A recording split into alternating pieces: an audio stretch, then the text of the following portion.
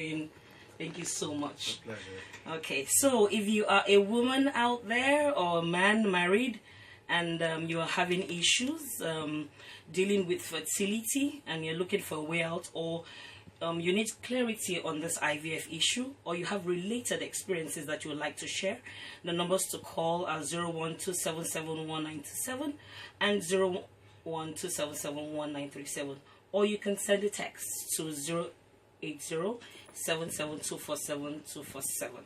You can also tweet at us at Soul Makeover, or leave your comments or questions on our Facebook page, Deep Soul by Stephen with a PH. We'll take a short break and we'll be right back.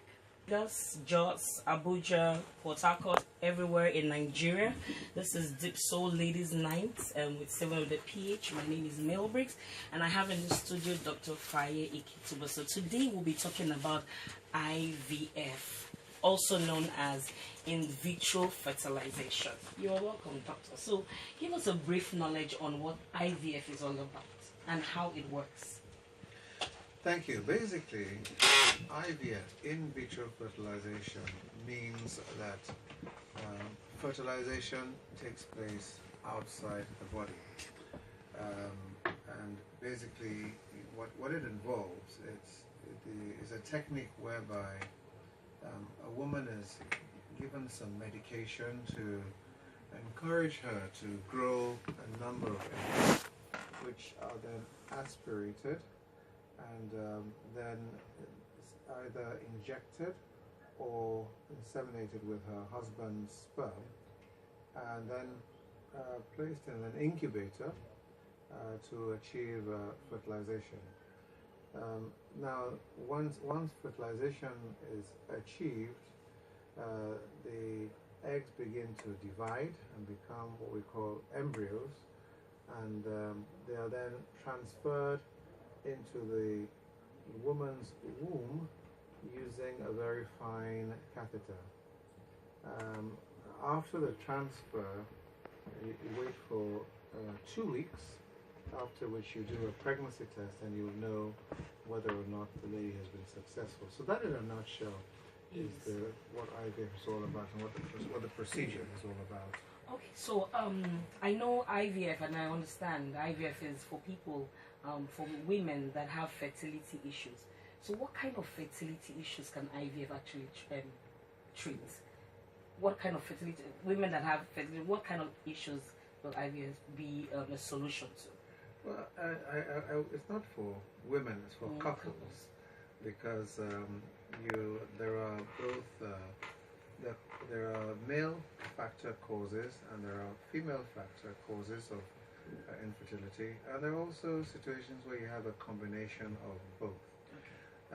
The commonest cause on the male side is when the man has a very low sperm count, and if the sperm count is very low, then he is unable, or the couple will be unable to achieve conception naturally.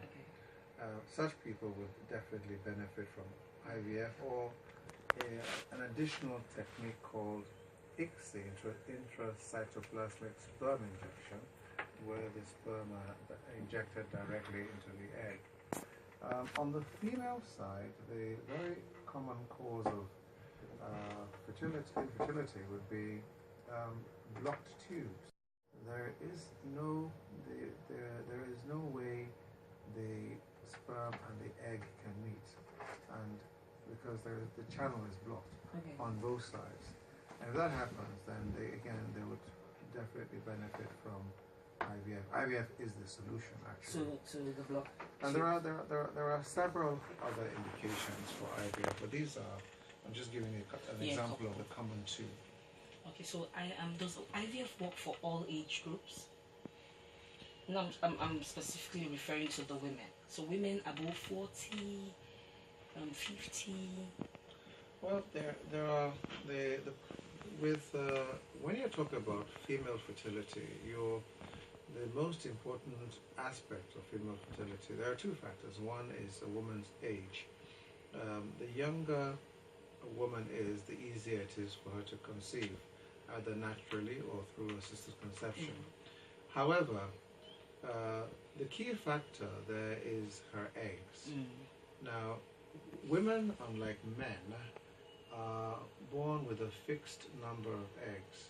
They don't make a single new egg in their lifetime. Okay.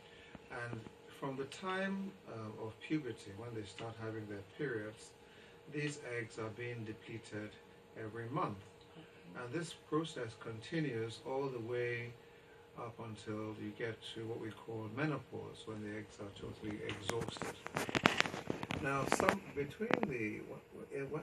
during a woman's reproductive years, that's from when she's from the 18 right through till she's in her early 40s, she has the older she is, the fewer the number of eggs. Put it that way.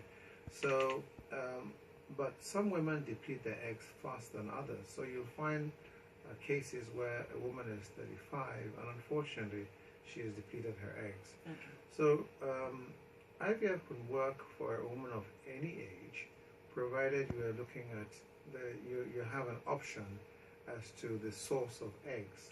The eggs may be from herself, or they may be from a donor, depending on her age. So again, that's the way that a woman of as old as 50, for example, can have a child. Yes. Before we came into the studio, we were discussing about like in America, I know that there are places where they bank eggs or freeze eggs and all that, and we're having that discussion, especially for people that have depleted their eggs or they have issues and they have they have looked into the future for some reason and say, okay, fine, I probably would have some problems, and so I want to bank my eggs or store my eggs. So we have such facilities here in Nigeria. I know in America and in other countries they probably do have, but do we have such facilities here? Yes, the technology of freezing eggs is relatively new, and I know that there are a couple of units in Nigeria that are able to do that. In Europe, what has informed that decision is that women don't like the idea of using a donor. No woman likes to use a donor. And up till recently, that was the only option that women had when their eggs were exhausted. However, now women can be proactive, and particularly in Europe and America, you have young women, professional particularly, maybe in their 30s, who are not in any established relationship, and they say to themselves, well, look, I don't know when I'm going to get into a relationship or a marriage. Let me freeze my eggs so that if at the time I'm ready, I'm depleted of eggs, I can use my stored eggs. Okay. This is deep. A couple of days ago, and a report from 2004 stated that pregnancies was achieved in an average of 50% of all cycles, and the percentage of cycles that resulted in live births was 43% on average, higher or lower depending on the age of the woman. What's the success rate here in Nigeria? Do we have data to prove some kind of success rate here? Hello. Sorry, before you answer, hello, good evening. Yeah, good evening. Who am I speaking with? Okay, this is Favor from Lagos. Favor, you're welcome. Okay, you can go ahead. Dr. Faye is listening. Okay, the last time he talked about fibroid, I enjoyed the topic. Okay. Though he didn't let us know the hospital actually visit. Okay. He can. We asked you to send a text to a number, and would have given you all the information that you needed. I did twice, nobody responded. Oh, you did? We're really so sorry about that. You can please send you can make your inquiries now. He would have time, but quickly. Okay. In respect to the freezing of the egg. Okay. If someone is close to. Yes, go on. We're listening. Okay, if you're close to 39, 40, okay, and you're not yet married, so what's the procedure of freezing the egg? Okay. Okay. the first thing would be to have an assessment to see what what we call your ovarian reserve is like now. That's the number of eggs you still, or the pool of eggs you still have left in your ovary. And once that is established, then one can determine whether or not you would be qualified for that. So after the assessment, the actual procedure is like it's almost like going through IVF. You have to harvest the eggs, but this time instead of inseminating them, you undergo a freezing procedure. Okay. Okay, thank you so much. Maybe towards the end, if I can get the hospital, I'll be grateful. Okay, you'll get that information at the end of the show. Thank you so much for calling. Okay. Good afternoon. Good evening. Good evening. Oh, we missed that call. Okay, Dr. Faye, we're talking about success rates here in Nigeria concerning the IVF procedure. Well, success rates vary according to age. And the younger you are, the higher the success rate. And in Nigeria, the story is the same. Success rates will differ from center to center, depending on the demographics of your clientele. If your clientele are mainly older women, then your success rate, and you're treating a lot of them with their own eggs, then your success rates are not going to be as high as those who are treating many younger women. Okay, let me hold you there. Hello, good evening. Hello, good evening. Good evening. What's the name and where are you calling from? Okay, my name is Joy, and I'm calling from Ikeja. You're welcome, Joy. You can go ahead. I actually have two questions to the doctor in the house. Okay. The first one is, can someone remove fibroids without necessarily going through the knife? Hello? Yes. We're listening. Yes, I'm saying, is it possible to remove fibroids without having to go under the knife? Okay. So what's your second question?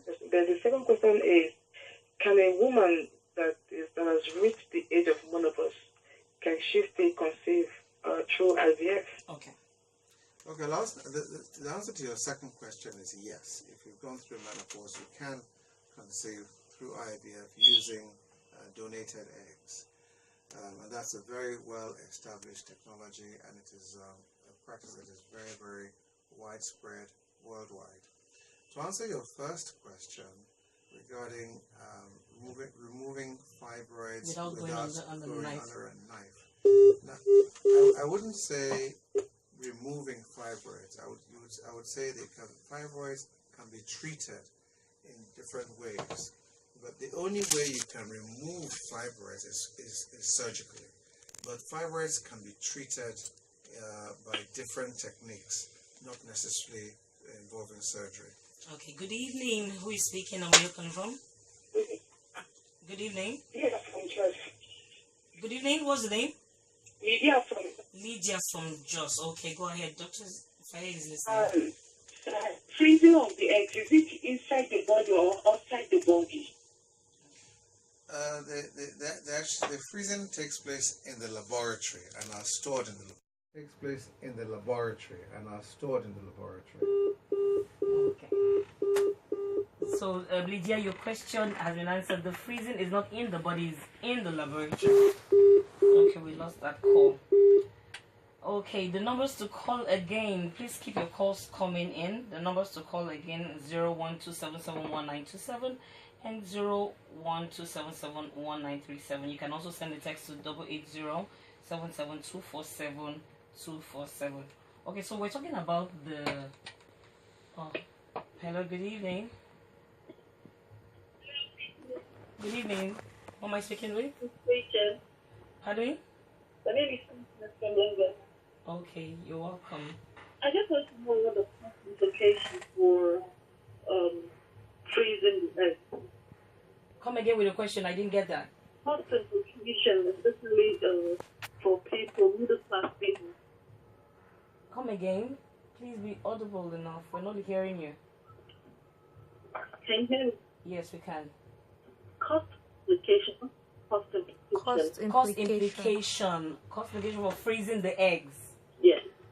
Okay. I think it's well, I can't give you a cost right now, but I mean if you make it send a text to the inquiry number at the end of the program, I'm sure we can sort that out for you. Okay. Thank you, Kiro. What's your question? Can someone who has endometriosis cysts and has taken off one of her ovaries still conceive? Thank you, Kira, for that question. That's a very interesting question, and because endometriosis itself is quite a challenging condition. Yeah. Now, if you have cysts and unfortunately an ovary has been removed, Yeah. then what would determine whether or not you can conceive would be what the existing ovary is like. If it's, we have a rule of thumb, if cysts are bigger than 5 centimeters, then they need to be operated on. Yeah. If not, they can be, if there are small cysts, then you can continue with the treatment. It will also depend on one's age and also on what the ovarian reserve is like. Okay. Because the challenge I have is actually an endometriosis was removed, then the ovaries was totally cut off because it was bad.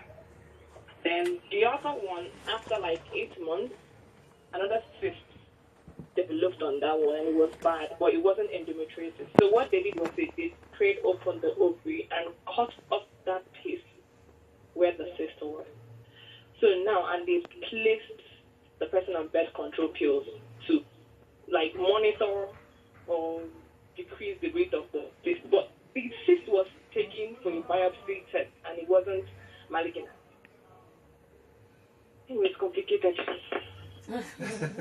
Well, I mean, if And the person is just 27. well, if she's 27 and she didn't have the ovary removed, it will just laid open. The cyst will just laid open. Then I'm sure that she will still have a reasonable ovarian reserve, and of course, I think pregnancy shouldn't be too challenging. Okay. Thank you. Okay, thank you so much. Conceive without the help of IVF. Is it possible to conceive twins? Twins. Oh yes, absolutely. You know that Nigeria has the highest twinning rate in the world. That's natural twins. So, I mean, almost every Nigerian knows somebody who is a twin. That's how common twins are in our society. I mean, not naturally. Oh, how do you mean? I'm sorry, I didn't get your question. Like, if you can conceive twins, not naturally, somehow maybe induce one to maybe, Do you mean through IVF? not through IVF. Assisted conception. Well, I mean, nobody can guarantee twins, but several techniques of assisted conception do sometimes end with twins. Okay. Okay, Sonia, does that answer your question? Yeah, that's fine. Thank you. Thank you so much for calling. Okay, doctor, let me, before the call starts coming, because I just had to cut one, I wanted to ask a question. So, once the embryos are ready, because I know then the sperm and the eggs are done outside, and then once the embryos are ready, how many do they it's safe to inject into the mother? How many at a given point in time? Do you do more than 1, 2, 3, or 4? Now, the number of embryos that are transferred depends on your location. In Europe and in parts of the US and some other parts of the world, they have been moving towards a single embryo transfer. Okay. Right, transferring just one embryo. Is there a reason for that? The reason is that they've initially, when IVF started, they were transferring 6, 7, 8 embryos because the technique wasn't very good and there was a high were very desperate to get pregnancies. So people would transfer 8 embryos and still get one pregnancy. But now, as the technology has improved, you're able to transfer 2 in some places and get twins. Transfer 3 and get triplets. And they found there was the burden of multiple pregnancy was very heavy on the system, because the more the higher the order of multiple pregnancies, that is, we have triplets or quadruplets, these pregnancies, in the majority of cases, end up being preterm births. And they spend a long time in the incubators and just clogging neonatal facilities. And so it was putting a lot of pressure on the system in these countries. So they had the societies in various countries, and even the government in some cases, had to regulate the number of embryos that could be transferred. So in Nigeria, with the number of embryos that are transferred isn't standardized, but most people would avoid transferring anything more than 3. At every given point. So not transfer more than 3. An excessive response to stimulation.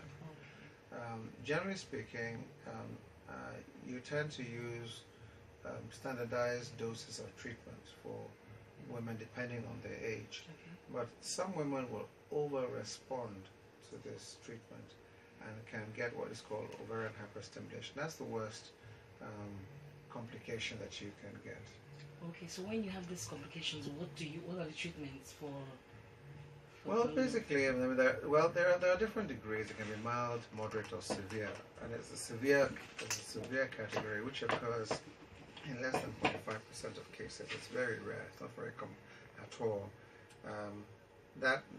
Those are the ones that may require prolonged hospitalization and sometimes intensive care. But that's not very common. Good evening. Hello, good evening. Can you hear me? Yes, I can hear you. What's your name and where are you calling from? I'm Jane, calling from Delta. You can go ahead with your question. Please, I want to ask, what are the causes for fallopian tube blockage? I mean, what causes the blockage? Yes. Well, the commonest cause is infection.